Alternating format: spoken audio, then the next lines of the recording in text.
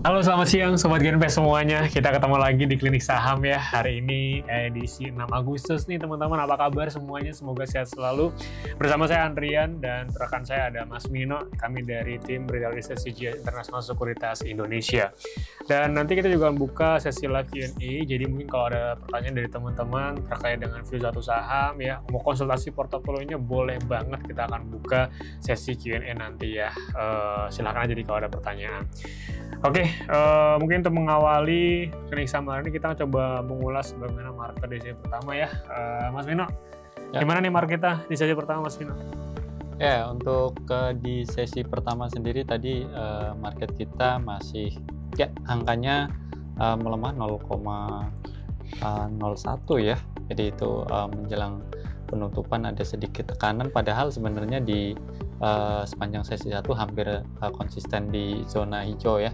Jadi di sesi 1 tadi ini terkoreksi 0,01% di level 7.515. Nah, dari sisi sektoral sendiri kalau kita lihat ya, ini ada sektor consumer, kebutuhan barang primer itu terkoreksi 0,81%, kemudian healthcare juga terkoreksi 0,77%, kemudian keuangan itu terkoreksi 0,21%. Nah, dari sisi nilai transaksi sendiri ini relatif tidak ada tidak ada sesuatu yang spesial ya. Nah, jadi nilai transaksi di sesi 1 sebesar 7,67 triliun dan beberapa saham yang boleh dibilang aktif ya diperdagangkan ini kebanyakan emiten-emiten second liner dan third liner ya, Andre. Jadi memang dari sisi sentimen sendiri boleh dibilang market saat ini ya belum ada yang fresh ya. Kemarin memang ada satu sentimen cukup positif ya terkait dengan data pertumbuhan ekonomi kita di kuartal kedua yang ternyata angkanya ini jauh di atas ekspektasi ya. Jadi banyak yang miss nih. Tapi untungnya nih miss positif ya, artinya pertumbuhan ekonomi itu yang dilaporkan oleh BPS itu lebih tinggi dari konsensus, karena konsensus hanya 4,8, terus yang dilaporkan BPS itu angkanya 5,12%. Jadi cukup positif, walaupun kalau kita lihat ke sisi lebih detail lagi, ini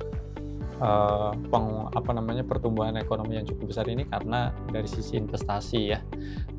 Konsumsi masih tumbuh tapi di bawah 5%, dan ini sebenarnya kalau teman-teman lihat di laporan keuangan emiten di kuartal kedua mungkin cukup inline ya dengan data pertumbuhan ekonomi yang ya masih struggle ya untuk tumbuh di atas 5% gitu, teman-teman. Oke, ini sedikit ulasan dari market kita ya di sesi pertama tadi. Dan teman-teman silakan kalau emang ada yang ingin tanyakan, kita udah buka live Q&A-nya, jadi monggo ya, silakan banget nih, jangan malu-malu ya. Ada mungkin saya mau dikonsultasikan, ada yang mau dibahas lebih dalam, silakan banget. Oke, kita akan coba melihat dari kolom Q&A-nya. Ini ada pertanyaan, boleh minta view BRMS dan juga Antam ya, targetnya kira-kira ke berapa? Oke, mungkin saya coba jawab ya untuk BRMS dan juga Antamnya. BRMS hari ini ada kenaikan yang cukup signifikan ya teman-teman ya, bahkan sudah di level 8% nih ya per detik ini ya. Tadi sempat pagi udah 5%, sekarang udah 8% nih teman-teman kenaikannya. Jadi untuk melihat secara momentumnya memang ini cukup strong ya penguatan hari ini.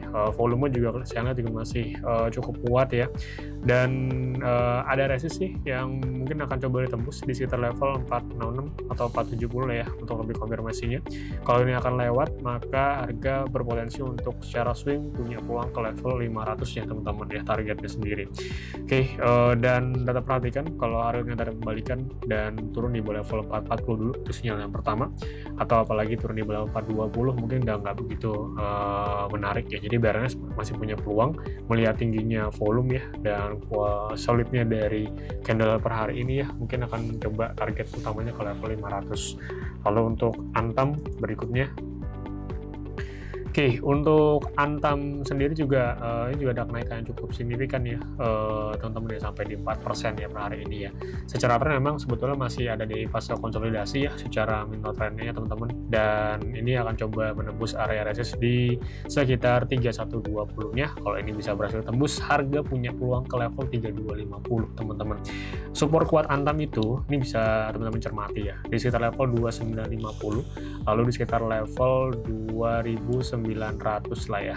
Kalau harga ternyata melemah di kemudian hari di bawah level 2900, ini kecenderungannya akan lebih bearish teman-teman. Tapi so far ini masih cukup kuat menopang harga karena berapa kali harga tertahan dan cenderung membuat konsolidasi aja gitu ya. Oke, jadi sekali lagi cara targetnya mungkin akan coba achieve sampai ke level 3120 yang dulu ditembus ya dari Antam ya atas penguatan hari ini. Oke, ada tambahan Mas Bino kayak dengan saham-saham emas hari ini? Ya, saham emas ini kelihatannya bakal ada potensi untuk rebound ya, karena ke depan ini ada beberapa hal yang boleh dibilang bisa menjadi faktor pendukung ya untuk penguatan harga emas. Yang terdekat adalah terkait dengan kemungkinan potensi pemangkasan suku bunga ya di bulan September, karena kemarin di hari Jumat pekan lalu itu ada data yang cukup mengkhawatirkan ya terkait dengan data ketenagakerjaan di US atau non-farm payroll, di mana dalam 3 bulan terakhir itu sektor ketenagakerjaan di Amerika itu mengalami deteriorasi ya, artinya memburuk kita. Nah, dengan adanya perburukan data ketenagakerjaan tersebut, ini membuat peluang pemangkasan suku bunga itu kembali terbuka, dan ketika hal ini terjadi, itu nilai tukar rupiah itu cenderung melemah dan pada akhirnya berdampak positif pada pergerakan harga emas gitu.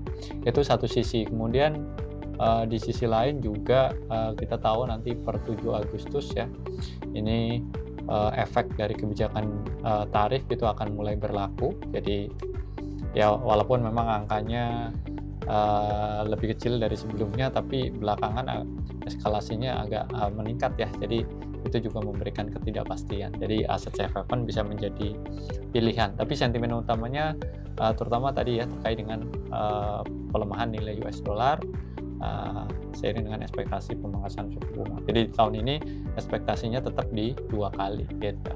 Melihat result Q2 dari big banks ini mayoritas masih soft, masih lemah. Gimana view big banks? Apakah masih oke nggak buat dibeli? Menurut Mas Pino gimana Mas? Melihat big banks nih yang resultnya masih agak soft sih memang ya kuartal kedua nih. Ya, kalau kita lihat laporan keuangan di semester pertama memang untuk kinerja keuangan emiten perbankan ya, terutama big cap masih relatif cukup soft karena kita tahu berbagai hal cukup menjadi penghambat ya di semester pertama. Salah satunya adalah soal hari kerja ya. Jadi hari kerja itu relatif lebih pendek dan itu menyebabkan adanya kenaikan cost of credit ya, atau NPL lah. NPL juga itu sejalan gitu.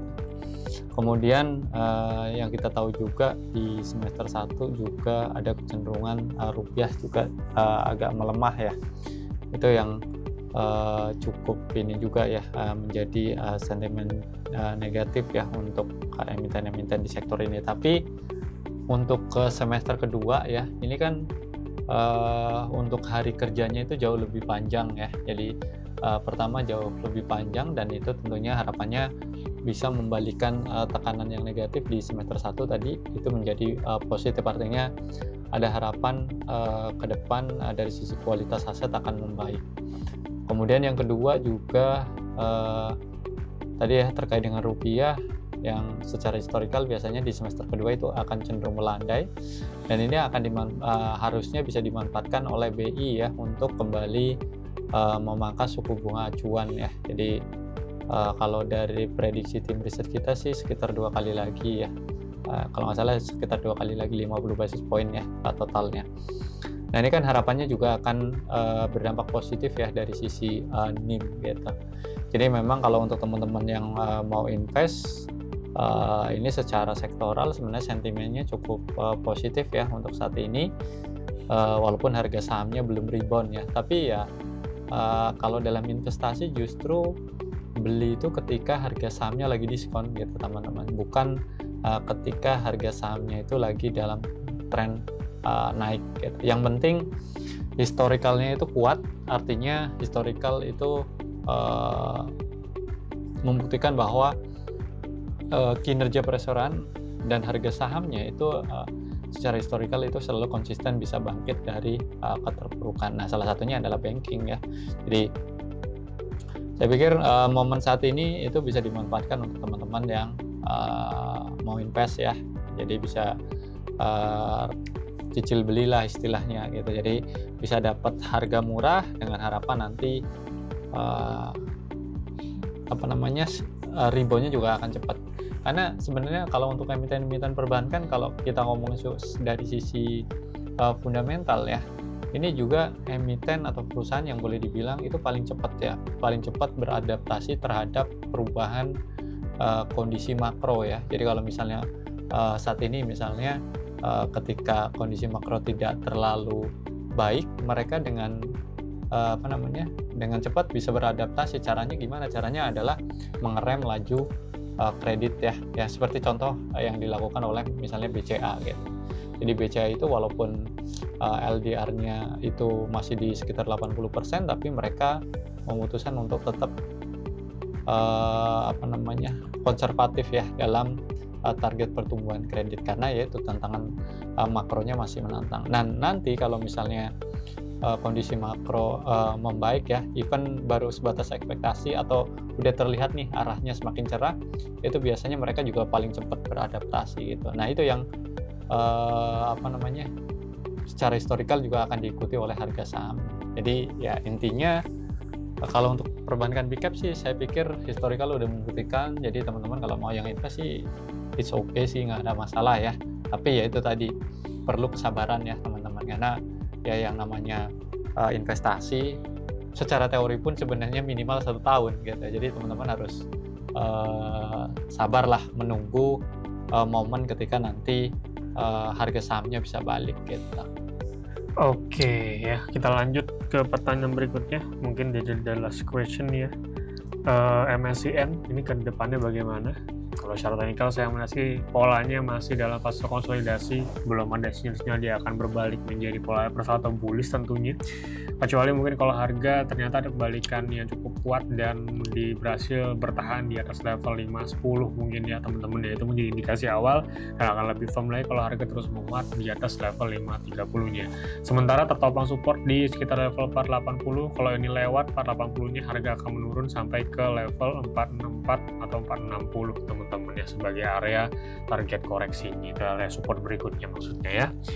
Oke, mungkin itu menjadi penutup ya sesi live Q&A sekaligus penutup sesi klinik saham hari ini. Semoga bisa dapat banyak insight dari kami ya teman-teman, dan tentunya disclaimer on untuk keputusan invest dan juga trading tetap ada di tangan teman-teman semuanya.